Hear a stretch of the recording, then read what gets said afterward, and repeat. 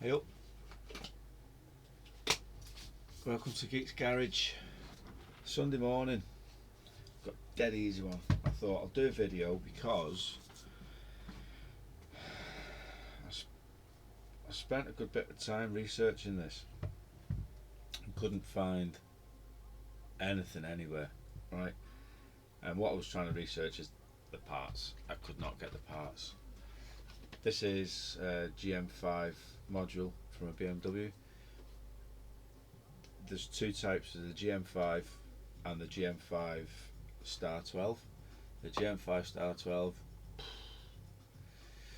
couldn't find the parts for love nor money. So I've done a lot of research trying to find people that done the repair to try and basically ask them, can I buy parts from you? Couldn't find anybody doing the repair, couldn't find any videos on YouTube, nothing. The normal GM5 module, yeah, there's loads on that. Well, not loads, but there's enough to find. So eventually I found the parts, and I can now source the parts. For how long, who knows, but I can get the parts. So, but I thought I'll do a little video, not just for this particular one, because the parts are hard to find, there's no doubt about that.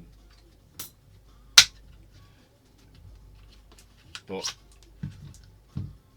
the repair is very similar on the normal GM5 module, and I haven't done any videos on this kind of stuff, even though I do well, I do loads of these, but I do this stuff all the time. But I only ever do videos of like consoles and stuff because I don't know why. I just did. That's just become the norm. But yeah, I thought I'd do a video on this. So let's do this repair,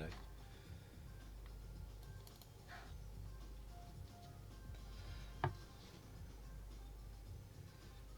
So these two here are for central locking. These two here are for the windows, window wipers.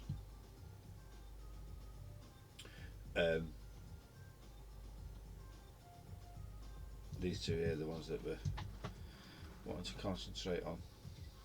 If I take them out, swap them out, that's it, job's done. That's job done.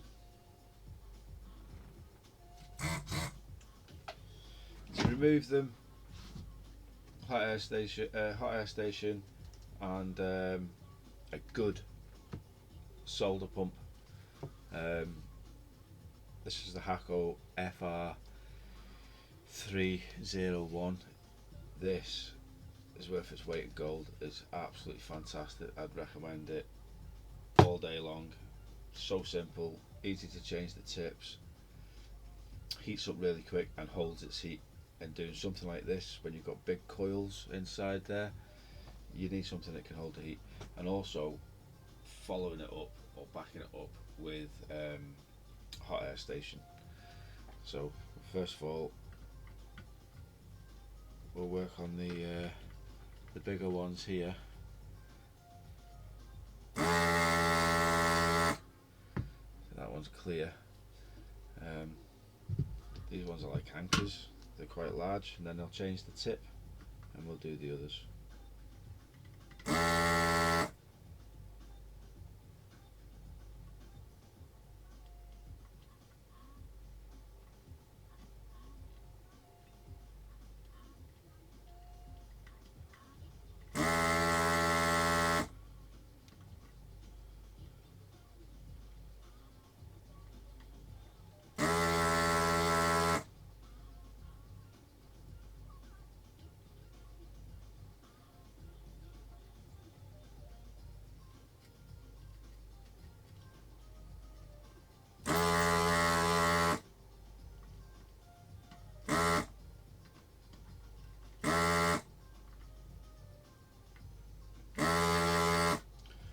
Right, happy that they're clear.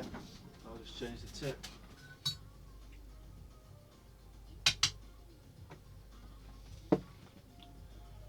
smaller one. This Hakko, absolutely fantastic piece of kit. That's the that's off. Just empty it out onto the metal tray. Put the new end in. Put it on. It's like a bayonet twist fit. That's it. Just give it a couple of seconds to heat up the tip, and we'll carry on.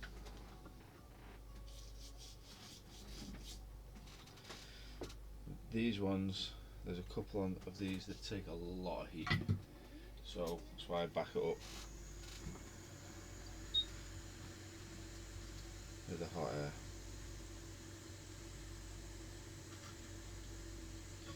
And we've got a coating on this as well, like a varnish coating to keep it water resistant.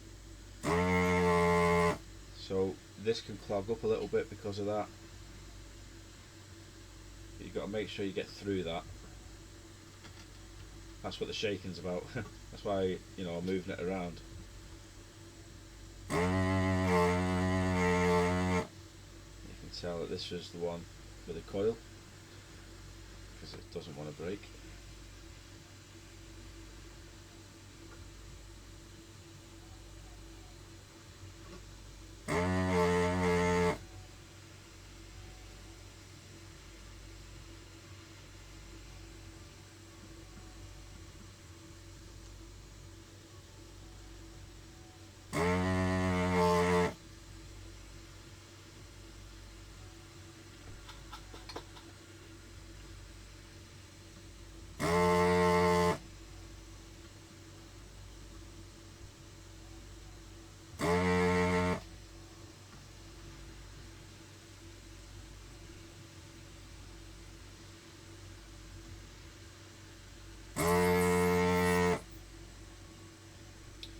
And you can't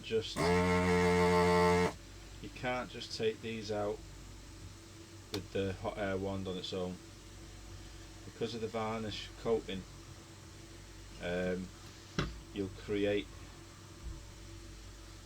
bubbles on the other side of the board, and those bubbles, they pull components off the board, and you don't have to create a good bit of work for yourself. So this is literally here just to support this. It's not there to take it all off, you know.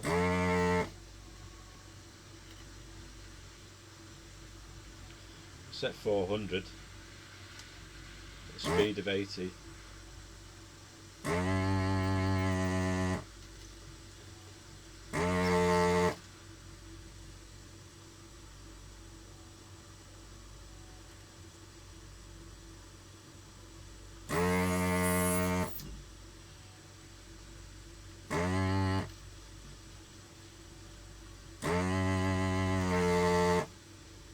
It can be a little tedious going over and over and over, but this is an easy job.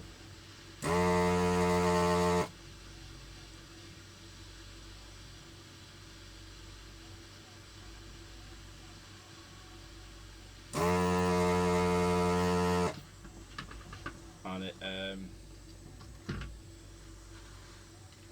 plays quite well. It's a good little one if you, like I say, if you already do this kind of work and you've never thought of doing these kind of modules before. They all have them. That's it, they're out nice and clean. No damage at all on the rings. Let's have a little look together.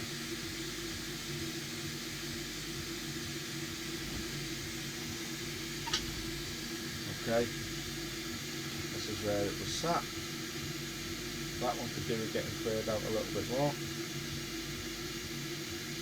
But the rest,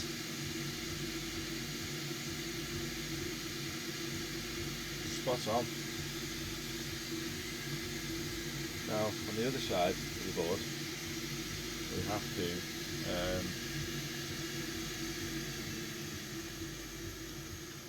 clean up all the little bits of varnish that are still stuck around the pads, because we need to clean them, otherwise it won't solder in very well. Basically, you're wasting your time. And just come in with a wire brush.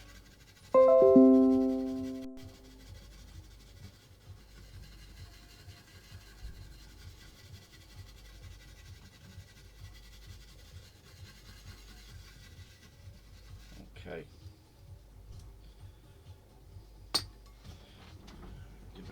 Blow that off.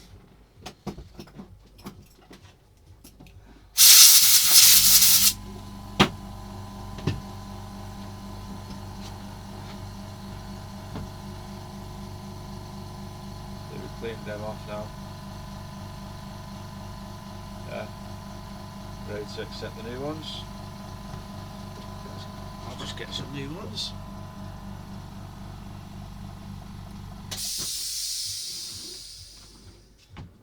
GM5 starts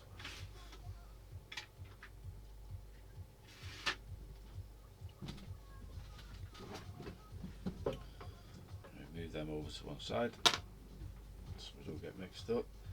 Have to check all the pins are straight, because if they're slightly off, they ain't going in. And they'll only go in one way as well, because the pins are different at each end.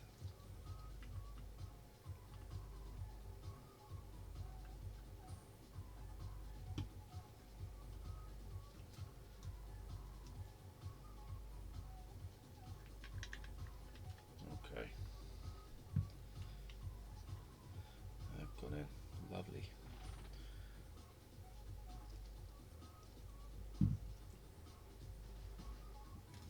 And if you can lean it on something just until you get it sealed in, because otherwise they'll just keep falling out on you. Another little trick you can do is bend the pins ever so slightly once they're sticking through, but if you do that, you do run a risk breaking a pin, really. If you just get a couple of pins on each one soldered up, you can then move it all again.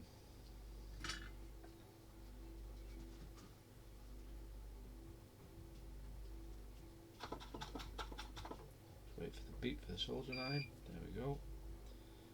Again, I have Hackle soldering irons.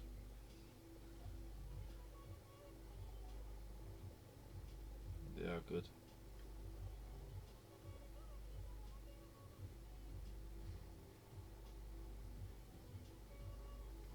Heat up amazingly quick. They'll hold the temperature very well.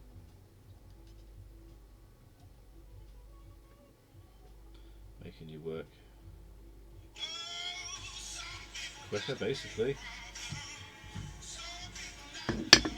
Sorry.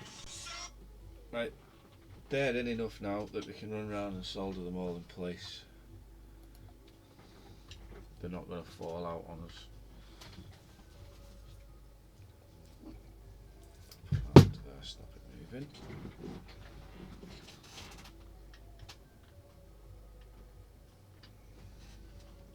We need to put some flux on the rest of the pins. There's 8 pins in these, and you'll find the part numbers very similar to the 10 pin ones. Yeah. I bought the wrong ones several times trying to get these. Even when they were sold to say that they fit this, they didn't, they were small.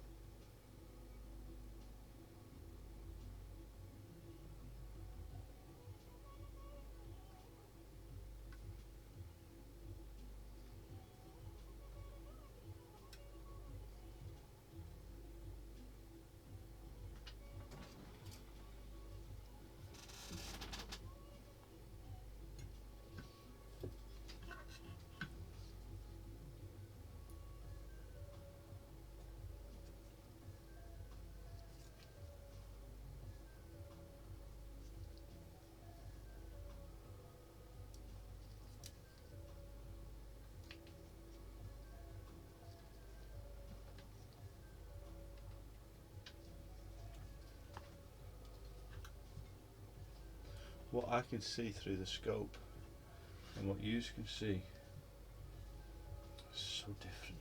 I've got much wider view and a much clearer view,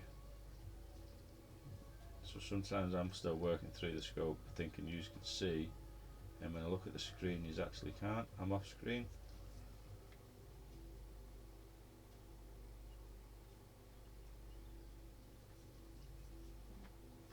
Can't have everything.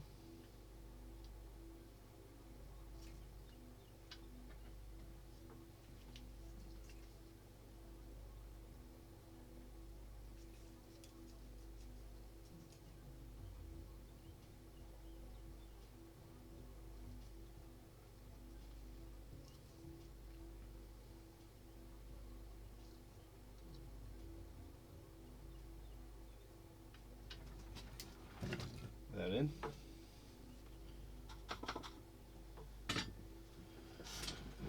All 16 pins done, I think.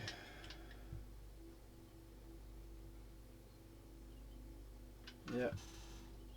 So let's give it a clean up.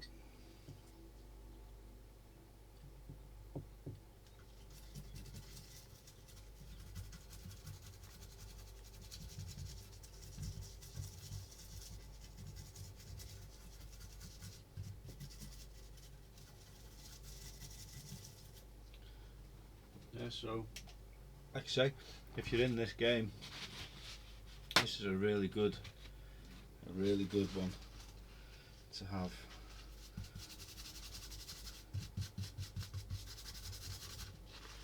There's not many people doing them. Like I say, I haven't found anybody doing these ones, but it saves the customer a lot of money. You're talking 500 quid for a new module compared to 55 quid to do the repair. It's a no-brainer really. There's no rewriting, there's no nothing. That now literally just go and plug and play back into the car and it'll be working as it should. Absolutely brilliant for the customer anyway. Yeah, I'll just put this away. A few little labels to go on first.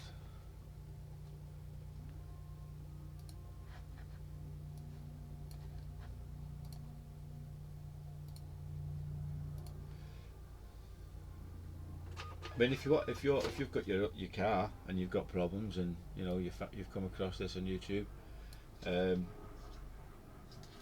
what I'd suggest is if you're going to do it or attempt to do it yourself, you really do need to have the tools. You can't just do it with a soldering iron. It's not going to happen. You can't do it with one of the manual, you know, the little manual press pumps to suck the solder out. Ain't going to happen. It has to be done with a good quality solder sucker gun or solder pump, whatever you want to call it. And it helps if it's backed up with a decent hot air station as well, because like I say, the coils in those are quite large and it just sucks all the heat away from the pin, and so you're not going to get it out without damaging the board. You damage the board, you can get in touch with me. I do board repairs, so I've repaired a few of these that customers have attempted to do themselves, and what they do is they end up ripping the traces off and you need to run jumper wires and all that kind of stuff. So yeah, but that's quite a good one. It's took me 20 minutes and that's doing a video as well, so you know, it always takes a little bit longer doing a video. That'll go back into the post to the customer. they're happy. It's the alternative is, if you don't get this fixed, you've got to go and buy a new one. Yeah, or you can buy a second-hand one and have that written to your car through the ECU, because it has to match up with the car. You can't just plug a different one in and it'll work, because it won't. So the costs just rise, and rise. I do believe you can have a second-hand one put in your car and recoded for about 200 quid. My repair, like I say, on the GM5 module, I charge £35, and on this one, I think it's £55 or £65. I can't remember. I have to have a little look. And it's, yeah, the customer basically takes it out themselves, sends it to me. I do the repair the same day or the next day, and it's sent out. You can still use your car without this, but you won't have any window wipers, you won't have any interior lights, you won't have any electric windows, and you won't have any central locking. But essentially you can still open your car with a key, and you can still drive yourself to work, provided it's not raining. So, and then you put it back in. This is sat just behind the glove box. Very easy to get out, very easy. Send it to me, do the repair, you get it back. That's the cheapest possible way of sorting out your central locking module. So, but yeah, thanks for watching. If you've got anything out of this today, then that's a win-win for me. Even if one person has got something from this video today, that's a win. That's why I do put the odd videos on. It does take time. It is, it takes time to do a video. It takes time to sit and put it onto YouTube and all the other stuff, and then answer questions that people ask. All takes time, but like I say, if it gives somebody else the confidence to say, do you know what, I can do that repair myself, it's fantastic. That's what it's all about. Anybody needs any help with anything, any advice on anything, just shout. If I can help you, I will. Have a good day, guys, and I will see you on the next one.